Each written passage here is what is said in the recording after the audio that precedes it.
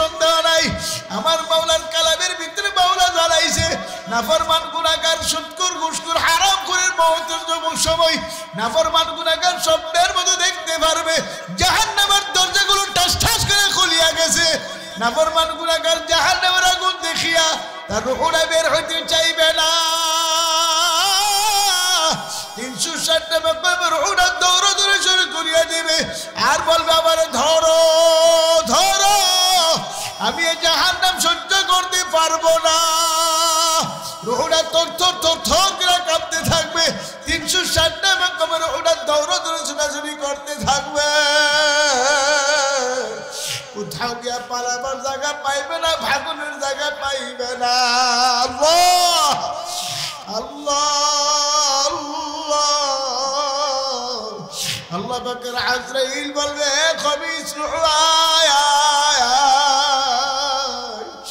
আজরাইল ইসলামের মাথা আসমানে পা জমিনে এক হাত মাসিকার এক হাত মাগরিবে দেখিয়া আজরাইলের চক্ষুগুলো বড় বড় নীল রঙের দিঘির মতো হয়ে যাবে চোখের ঘোরা দিয়ে আগুনের বিজলি মারতে থাকবে গায়ের পশমের ঘোরা দিয়ে আগুনের বিজলি মারতে থাকবে নাফরমান গুনাহগার রূহ বের হইতে চাইবে না রূহটা থর থর থর থর করে কাঁপতে থাকবে আমার মাওলা পাকের আজরাইল আলাইহিস সালামকে আমার মাওলা বলবে রে আজরাইল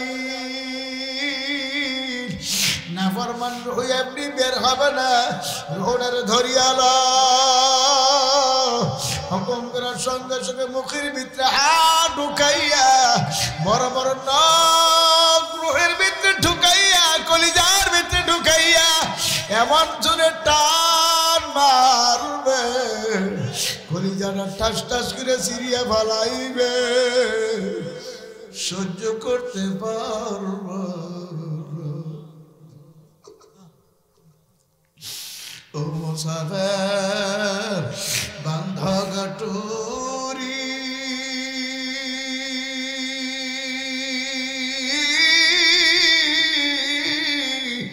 বহু দূরে ঠিকানা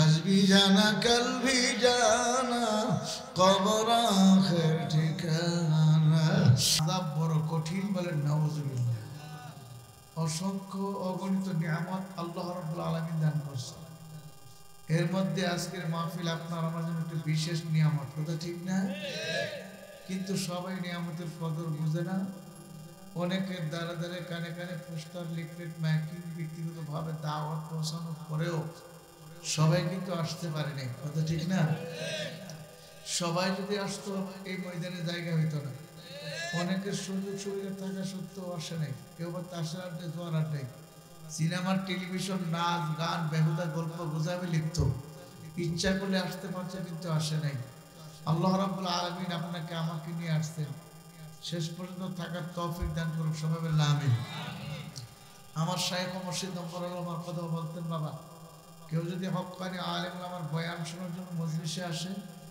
দিনই মজলিসে বয়ান শুনে আখেরি মনোজাতের পরে বিদায় হয় প্রত্যেকের আমল নামে 50 লক্ষ নেকি এর কমে জমাই হইতে পারে না আল্লাহু ইউদাইফু লিমান ইয়াশা আল্লাহ রাব্বুল আলামিন বলে বান্দাবান্দীরা 50 লক্ষ কেন আমি আল্লাহ ইচ্ছা করলে 50 কোটি নেকি জমা করে দিতে পারি নেক দেওয়ার মালিক কে আল্লাহ মুখ খুলে জোরে কোন আল্লাহ দোয়া করে মাহবুদে আপনি আমাদের খালি জায়গাগুলো নেকের দ্বারা পরিপূর্ণ করে দেন সবাই আল্লাহুম্মা আমিন এত নেক হবে তা জানার পর অনেকে কিন্তু এখনো আসে না কথা ঠিক না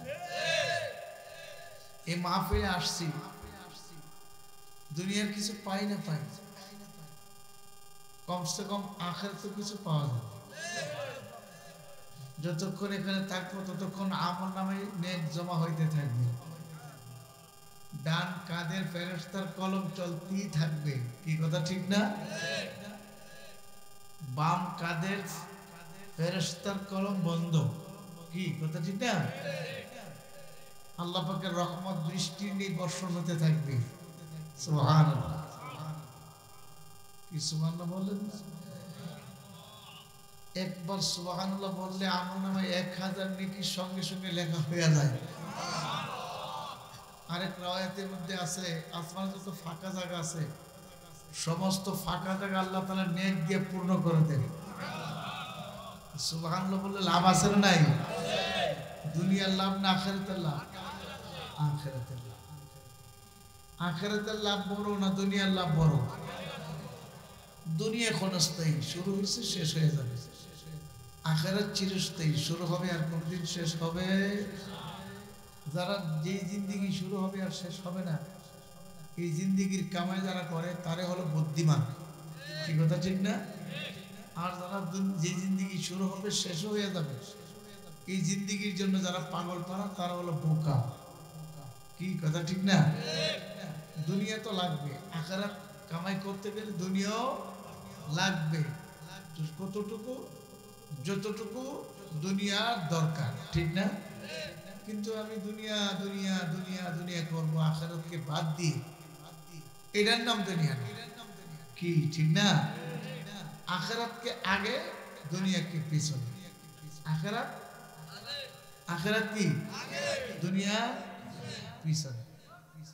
যখন আখিরাতের তাকাজা আসবে, নামাজের সময় হয়ে গেছে, এখন দুনিয়া পিছনে, আগে নামাজ। কি কথা ঠিক না?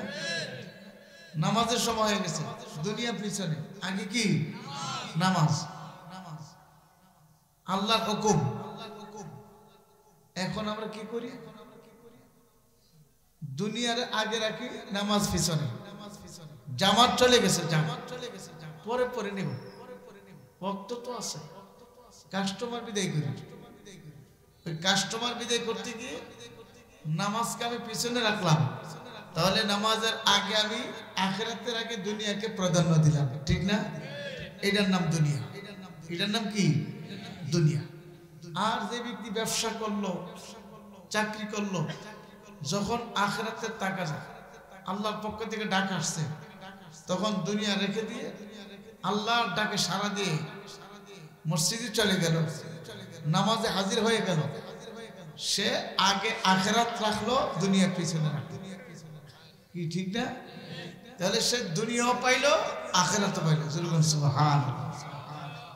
আর শুধু দুনিয়াই কামাই করলাম, আখিরাতকে পিছনে রেখে দিলাম, সে দুনিয়াও হারাইলো, আখিরাতও হারাইলো। কথা ঠিক না?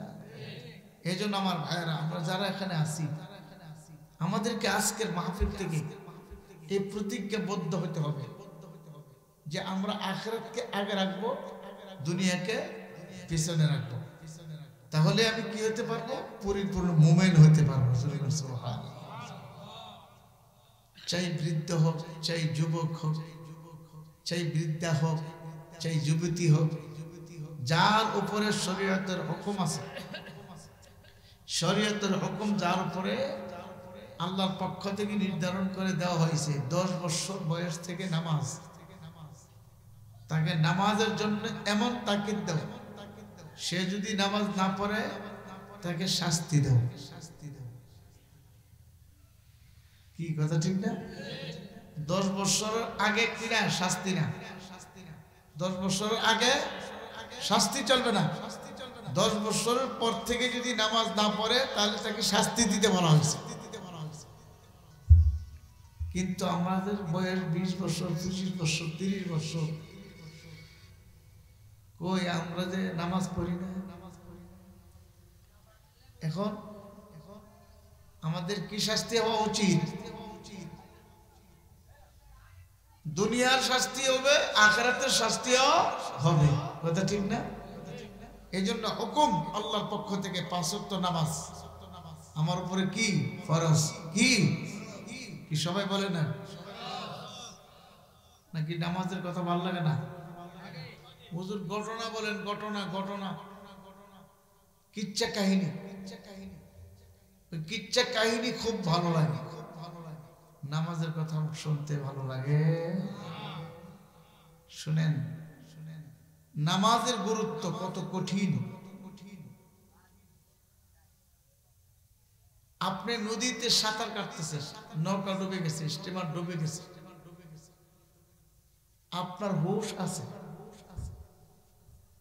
আপনি সাঁতার কাটতেছেন, আপনার হুঁশ আছে, নামাজে রক্ত চলে যায়, সেই অবস্থায় সাঁতার কাটা অবস্থায় আপনি ইশারার মাধ্যমে নামাজ আদায় করতে হবে, ছাড়তে পারবেন না। মহিলা বাচ্চা প্রসব হবে, বাচ্চার মাথা বের হয়েছে, নেফাসের হুকুম এখনো হয় নাই, এখনো সে নেফাসের হুকুমে পড়ে নাই, নামাজে রক্ত চলে যায়, এখনো নেফাসের হুকুম হয় নাই, নামাজ তাকে সারার যে সময়, নামাজ সারার যে বাদ দেওয়ার, নামাজ সারার যে হুকুম, সেই হুকুম এখনো সে পৌঁছে নাই। বাচ্চার মাথা বের হয়েছে, বাচ্চা এখন এই অবস্থাও তাকে নামাজ আদায় করতে হবে। কেমনে পড়বে? মাটিতে একটা গর্ত করো, বাচ্চার মাথাটা যেন গর্তের ভিতরে থেকে বাচ্চার মাথা যেন আঘাত না পায়, সেইভাবে হলো তাকে নামাজ আদায় করতে হবে। এবার বুঝেন নামাজের গুরুত্ব। কিন্তু আমি যে নামাজ পড়ি না, আমার কাছে নামাজের গুরুত্বই নেই, অথচ আমি মুসলমান। অথচ কি মুসলমান? মুসলমানি বুয়াদ বারদান হাদান আনানে খুদ বাদস্তে খাজাদান। মুসলমানি কাকে বলে? আল্লাহ পাকের হুকুম শরীয়তের মধ্যে আল্লাহর হুকুমের কাছে নিজের গর্দানকে ঝুঁকাইয়া দেওয়ার নাম মুসলমান। আমার মত নাই, পথ নাই, আমার কোনো কিছু নাই, আল্লাহ পাকের মত, আল্লাহর হাবিবের পথই আমার মত আর পথ, ঠিক না? এই কথাটা বুঝাবার জন্য আমার শাইখ মুর্শিদ চরমনার মারহুম আল্লাহর কুতুব একটা মেসাল দিতেন। কবি এই শেরটা বলে মেসাল দিতেন, যেমন একটা ঘোড়া, খুব শক্তিশালী ঘোড়া, দৌড়নেওয়ালা, দৌড়াবার মতন তার ভালো শক্তি আছে, কিন্তু যখন ঘোড়ার মুখে লাগাম লাগাই দেওয়া হয়, লাগামের রশি সোয়ারি ধরে রাখে, ঘোড়ার পিঠে সওয়ার হয়ে, এখন ঘোড়া কিন্তু নিজের ইচ্ছা মতো আর দৌড়াইতে পারে? কি কথা বুঝাচ্ছে? কি কথা বুঝেন? ঘোড়া ইচ্ছা মতো দৌড়াইতে পারবে? তার ইচ্ছা শক্তি যা কিছু ছিল সব লাগামে চলে গেছে, ঠিক না? এখন ঘোড়া সামনের দিকে যাইতেছে, এখন ঘোড়ার ডাইনে যাবে, বুঝবি কিভাবে? মালিকের ডাইনের লাগামে টান দিয়েছে, ঘোড়া বুঝতে আমাকে ডাইনে যাইতে বলছে, বামের লাগামে টান দিছে, ঘোড়া বুঝে নেই আমাকে বামে যাইতে বলছে। ঢাকার পুরান টাউনে এখনো ঘোড়ার গাড়ি আছে, যাত্রী টানে, দেখেন ঢাকা গেলে ঘোড়ার গাড়ি যাত্রী টানে। তো ছোট্ট একটা রশির মাথায়, একটা ছোটকার মধ্যে একটা রশি বান্ধা রাখছে, রশির মাথাটা একটু গিরিদ আছে, এটাতে আঘাত করলেই ঘোড়া দৌড়াতে থাকে। ডানের লাগামের টান দিলে ঘোড়া ডানে যায়, বামের লাগামের টান দিলে ঘোড়া বামে যায়, পিছনের টান দিলে ঘোড়া দাঁড়ায় যায়। ঘোড়া বুঝতে পারে আমার মালিক আমাকে দাঁড়াইতে বলছে। একটা ঘোড়া সাধারণ মাখলুক, সে তার মালিকের কমন মানল। আমি আর আপনি আশরাফুল মাখলুকাত মানুষ হইয়া আমার মালিক আল্লাহ রাব্বুল আলামিনের কমন মানলাম না। এ বাজানারা ভালো করে বুঝিয়ে নিয়েন, বুঝার জন্য কিন্তু মাহফিল। আল্লাহ আল্লাহ, একটা সাধারণ ঘোড়া সে বুঝতে পারলো তার মালিকের রশির উপর তার শক্তি সারিয়া দিল। আমার আপনার বুদ্ধির মুখে, ক্ষমতার মুখে, শক্তির মুখে কালিমা লা ইলাহা ইল্লাল্লাহু মুহাম্মাদুর রাসূলুল্লাহ, এই কালিমার লাগাম যারা মুখে লাগাইছি, লাগামের রশি আমার মাওলার কুদরতি হাতে ছাড়িয়ে দাও, আল্লাহর হাবিবের হাতে ছাড়িয়ে দাও। আল্লাহ এবং আল্লাহর হাবিব যেভাবে চলতে বলবে সেভাবে চলা লাগবে। আল্লাহ এবং আল্লাহর হাবিব যেভাবে চালাইবে সেভাবে চলতে হইবে। যদি আল্লাহ এবং আল্লাহর হাবিবের কথা অনুযায়ী চলতে পারি তাহলে আল্লাহ পাকের ফজল করবে আমি আপনি আল্লাহ পাকের তৈরি জান্নাতে যেতে পারবো। সবাই বলেন সুবহানাল্লাহ। আমার মৌলা তো কালামে পাকের মধ্যে জানায়া দিছে ইন্নাল্লাযীনা ক্বালু রাব্বুনাল্লাহ, যারা বলবে আমার রব হলো আল্লাহ। রব কে? আরো জোরে বলেন। সদা সর্বদা রব কে? বিপদের বেলা রব কে? সুখের বেলা রব কে? দুঃখের বেলা রব কে? সদা সর্বদা রব হলো আল্লাহ। ইন্নাল্লাযীনা ক্বালু রাব্বুনাল্লাহ,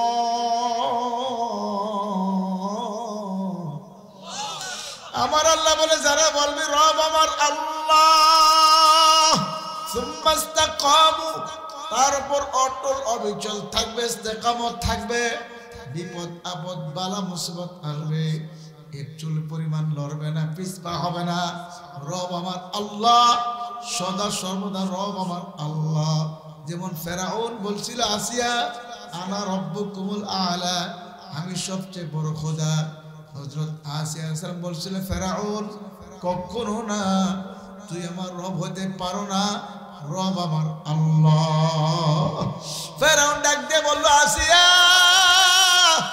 আমাকে যদি রব না মানো আমার দেশের প্রজারা আমাকে রব মানবে না। তুমি আমার স্ত্রী হয়ে যদি আমাকে রব না মানো আমার দেশের প্রজারা আমাকে রব মানবে না। কাজী আসিয়া তুমি আমাকে রব মানিয়া নাও। হযরত আসিয়া আলাইহিস সালাম বলছিল আমানতু বিরব্বি মূসা ওয়া হারুন, আমি হারুন এবং মূসা আলাইহিস সালামের রবের উপর ঈমান আনছি। সুবহানাল্লাহ। তোমাকে রব মানতে পারবো না, রব আমার আল্লাহ। আমার আল্লাহ ডাকতে বলে ঈমানদাররা আসিয়ার মতো ঈমান আনো। আমার আসিয়া কত কঠিন মুমিন ছিল, সুবহানাল্লাহ। এত নির্যাতন ভোগ করলো, আমার আসিয়া ঈমান ছাড়লো না। ফেরাউন ডাকতে বলল আসিয়া তুমি যদি আমাকে রব না মানো কঠিন শাস্তি ভোগ করা লাগবে।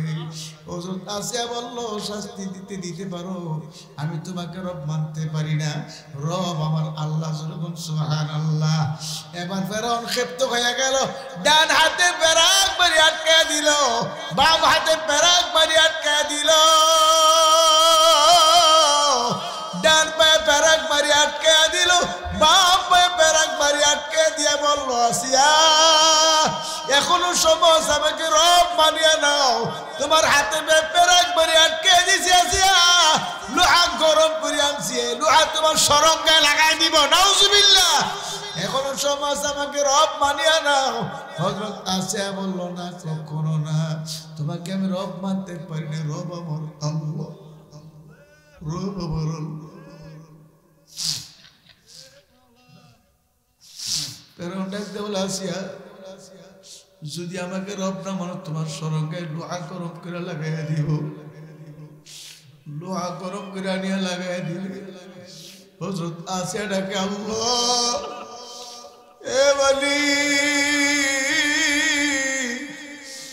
আমি এখন বিদায় হয়ে যাব, আমার কোনো দুঃখ নাই, কোনো ব্যথা নাই, তবু আমি ঈমান ছাড়ব না। তোমার আরশে আজিমের কিনারে আমার জন্য একটা ঘর বানায় দাও, আমি যেন এই ঘর থেকে তোমাকে দেখতে পাই। জুরগুন সুবহানাল্লাহ। আমার মাওলা বলে বান্দা বান্দিরা যা, এ বান্দা বান্দি যা যা, আমার ঈমানের জন্য তো কষ্ট করলি, এত নির্যাতন ভোগ করলি। আল্লাহ বেলাল হাবশি ডাক দিয়ে বলে কাফেরের দলেরা আমার মাওলাকে আমি ভুলবো না, আমার মাওলার জিকির আমি ছাড়বো না। হযরত বেলালের উপর কঠিন নির্যাতন করলো, বেলাল হাবশিকে কঠিন নির্যাতন করলো, হাতের মধ্যে রশি বাঁধলো, ঘোড়ার পায়ে পায়ে ঘোড়া দৌড়াতে লাগলো। বেলাল ডানে বাড়ি খায়, বামে বাড়ি খায়, তবে বেলাল কালিমা ছাড়ে না। আমি আমার মাওলাকে ভুলতে পারবো না।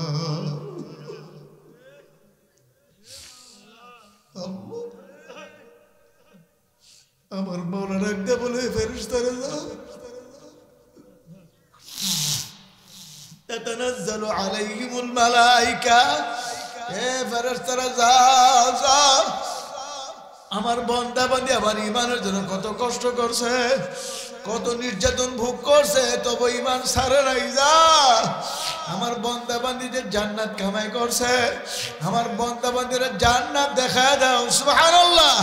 তাতানাজ্জালু আলাইহিমুল মালায়েকা আল্লা তাখাফু ওয়া লা তাহজানু ওয়া আবশিরু বিল জান্নাহ। ফেরেশতারা হাজার হাজার ফেরেশতা নাজিল হইয়া আল্লাহ পাকের নেককার বান্দা বান্দীর সামনে বইসা বলবে, হে আল্লাহ পাকের নেককার বান্দা বান্দী, তোমার কোনো ভয় নাই, তোমার কোনো চিন্তা নাই, তুমি যে মাওলার জান্নাত কামাই করছো, এই যে দেখো জান্নাত, তোমার চোখের সামনে জান্নাত হাজির হয়ে গেছে। আল্লাহ পাকের নেককার বান্দা বান্দী স্বপ্নের মতো দেখতে পারবে জান্নাতের দরজাগুলো ঠাস ঠাস করে খুলিয়ে গেছে, জান্নাতের দরজাগুলো টাস টাস করে খুলিয়ে গেছে। জান্নাত দেখে অন্তরটা জুড়ে যাবে আর বলবে, আমার মাওলাই কই, আমার মাওলাই কই, কোথায় গেলে পাবো আমার মাওলাকে? আমার মাওলাকে দেখার জন্য কত চরমনাই দৌড়াইছি, কত ইস্তেমায়, কত হালকায়, কত মাহফিলে দৌড়াইছি, কত নামাজে দৌড়াইছি, আমার মাওলাকে দেখি না। আমার মাওলাই কই? ফেরেশতারা বলবে, আয় আয় আয় আয়, আল্লাহ পাকের নেককার বান্দা বান্দির রূহ আয় আয়, মাওলার সঙ্গে মিলাবার জন্য নেওয়ার জন্য আসছি। তোমার কোনো ভয় নেই, তোমার কোনো চিন্তা নাই, তুমি যে জান্নাত কামাই করছে, এই যে দেখো জান্নাত, আমার মাওলা তোমাকে জান্নাতের সাক্ষাৎ দিবে। সুবহানাল্লাহ। আল্লাহ আল্লাহ পাকের নেককার বান্দা বান্দী বলবে, মাওলার জান্নাত এত সুন্দর না জানা আমার মাওলা কত সুন্দর। আল্লাহ কবুল করিয়া দেয়। আল্লাহ পাকের নেককার বান্দা বান্দির ঈমানের সাথে রূহ কবজ হইয়া যাবে, এত আসানে রূহ কবজ হইবে আল্লাহ পাকের নেককার বান্দা বান্দি টেরও করতে পারবে না। জুরগুন সুবহানাল্লাহ। কুমিল্লা মুরাদনগর আমাদের এক মুজাহিদ ভাই দুনিয়ার থেকে বিদায় হয়ে গেছে। ছেলে মেয়ে পাশে বসা, কেউ অন্য কেউ সাথে নাই, ছেলে মেয়ে পাশে বসা। হঠাৎ করে বলে, আসসালামু আলাইকুম ওয়া রাহমাতুল্লাহ। ছেলেরা বলে, আব্বু আপনি কাকে সালাম দিলেন? কেউ তো আমাদের ঘরে ঢুকে নাই। তোরা বুঝবে না, তোরা চিনবে না আমি কাকে সালাম দিয়েছি। জিকির করো, লা ইলাহা ইল্লাল্লাহ, জিকির করো। চরমনের ময়দানে আজানের পরে যেই কায়দায় জিকির হয়, ঠিক সেই কায়দায় আল্লাহ পাকের বান্দা জিকির শুরু করিয়া দিল। ছেলে মেয়েদের বলে, তোরও জিকির করো, সেও জিকির করে, ছেলে মনও জিকির করতে আছে। জিকির কর অবস্থা দেখে আল্লাহ পাকের বান্দা ঢইলা পড়ে যাইতে আছে। ছেলে মেয়েরা বললো, আব্বু কি হইল, কি হইল? দূরে দেখে আর দুনিয়াতে নাই।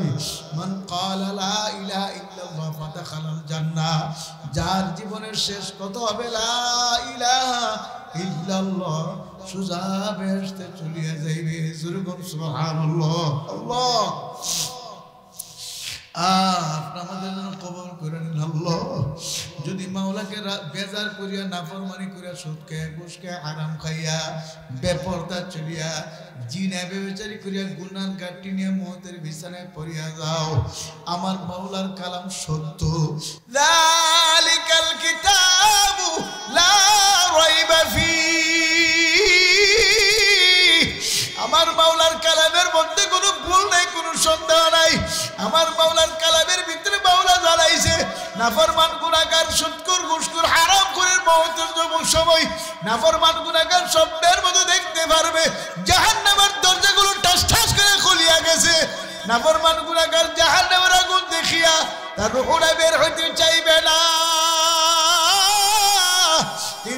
সাতটা মাকামের উড়া দৌড় ধরে শুরু করিয়া দিবে আর বলবে আবার ধরো ধরো, আমি এই জাহান্নাম সহ্য করতে পারবো না। রুহুটা থর থর থর থর করে কাঁপতে থাকবে। 360টা মাকামের উড়া দৌড় ধরে ছোটাছুটি করতে থাকবে। কোথাও গিয়া পালাবার জায়গা পাইবে না, ভাগনের জায়গা পাইবে না। আল্লাহ আল্লাহ আল্লাহ পাকের আজরাইল বলবে খবিস রূহ আয় আয় আজরাইল সুলেমান মাতা আসমানে পা জমিনে এক হাত মাসিকার এক হাত মাগরিবে দেখিয়া আজরাইলের চক্ষুগুলো বড় বড় নীল রঙের দিঘির মতো হয়ে যাবে। চোখের ঘুরা দিয়ে আগুনের বিজলি মারতে থাকবে, গায়ের পশমের ঘুরা দিয়ে আগুনের বিজলি মারতে থাকবে। নাফরমান গুনাহগার রূহ বের হইতে চাইবে না, রূহটা থর থর থর থর করে কাঁপতে থাকবে। আমার মাওলা পাকের আজরাইল আলাইহিস সালামকে আমার মাওলা বলবে, রে আজরাইল, নাফরমান রূহ এমনি বের হবে না, রূহটারে ধরিয়া লও। হুকুম করার সঙ্গে সঙ্গে মুখের ভিতরে হাত ঢুকাইয়া বড় বড় নখ রুহের ভিতরে ঢুকাইয়া কলিজার ভিতরে ঢুকাইয়া এমন জোরে টান মারবে, কলিজাটা ঠাস ঠাস করে সিরিয়া ফালাইবে, সহ্য করতে পারবো। ও মুসাফির বান্ধা গাটুরি,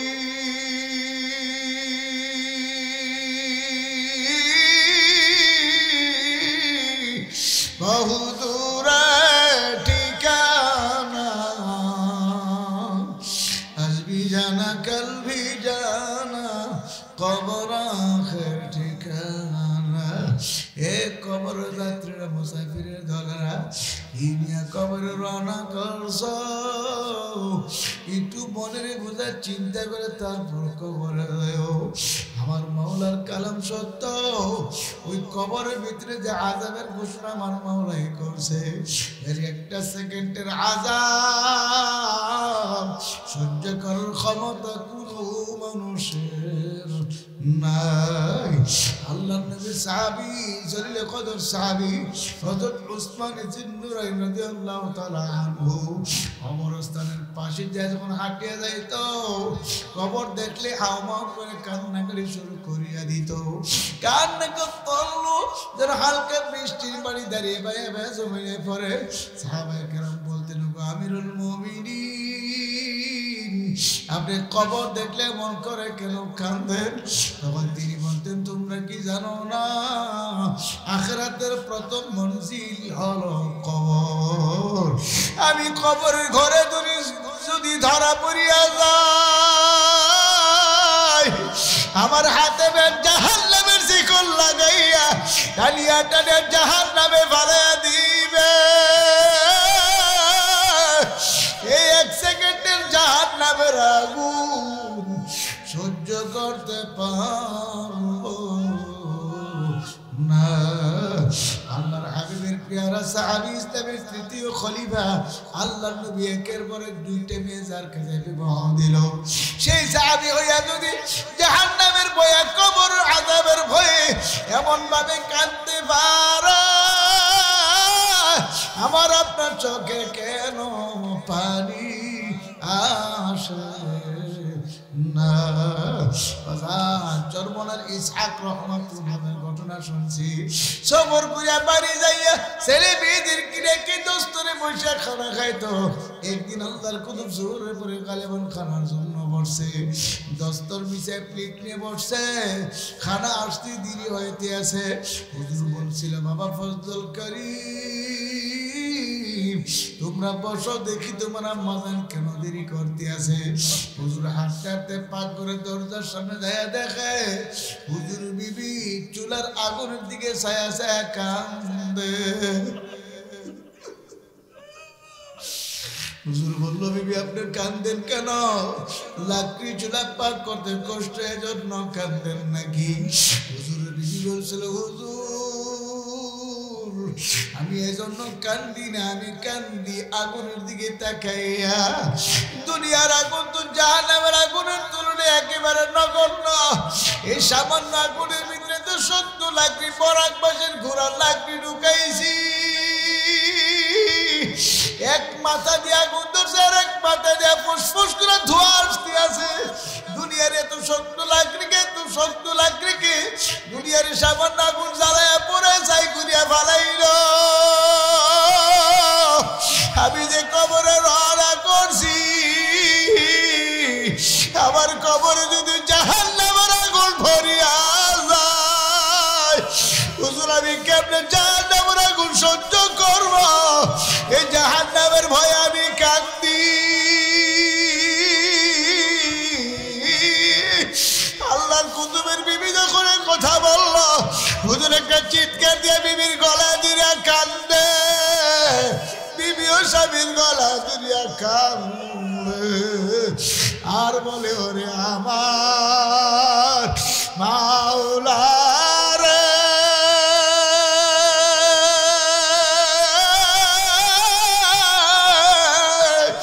ওরে আমার মাহবুব রে, তুমি যদি বাবা না করো এ আগুন কেমনে সহ্য করব রে। সৈয়দ ফজলুল করিম রাহমাতুল্লাহ আলাইহি বলে, ব্যাপার কি? আমার বাবা জান গেল, সেও কেন আসে না? হুজুর হাঁটতে পাগরের দরজার সামনে যায় দেখি মা বাবা জানের গলা দিরিয়া কান্দে। বাবা জান মার গলা দিরিয়া কান্দে আর না করে, আমার মাওলা রে, ওরে আমার মাশউক রে, তুমি যদি মাফ না করো এ আগুন কেমনে সহ্য করব রে। যাদের জীবনে কোনো নামাজ কাজা নাই, যাদের জীবনে নামাজের জামাত তরক হয় নাই, তারা যদি আমার মাওলার ভয়ে, জাহান্নামের ভয়ে এমন ভাবে কাঁদতে পারে, আমার আপনার চোখে কেন পানি আসে না? হে যুবকরা, হে বাবারা, কেন চোখের পানি আসে না? হে যুবকরা, চিন্তা করো, কান্দো আমার মাওলার দরবারে। হে মুরব্বী বাবারা, হে পর্দার আল্লাহর বাবারা, এক ফোঁটা চোখের পানি আমার মাওলা জাহান্নামের আগুন হারাম করিয়া দিবে। আল্লাহ من بكى من خشية الله حرم الله تلك العين على النار। আল্লাহ নবী বলে, কেউ যদি আমার মাওলার ভয়ে জাহান্নামের ভয়ে কাঁদে, চোখের পানি তার দেওয়ার থেকে আলাদা হওয়ার সঙ্গে সঙ্গে আমার মাওলা তার জন্য জাহান্নামের আগুন হারাম করিয়া দিবে। সুবহানাল্লাহ। আমার আপনার চোখে পানি নাই, দিলটা পাথর যেমন শক্ত হয়ে গেছে, এই শক্ত পাথরিয়া দিল নরম করার জন্য আমার মাওলার ডাকার মতো ডাকা লাগবে। যখন বলবো লা ইলাহা ইল্লাল্লাহ, প্রত্যেকদিন ফজরের পরে আর মাগরিবের পরে বৈশা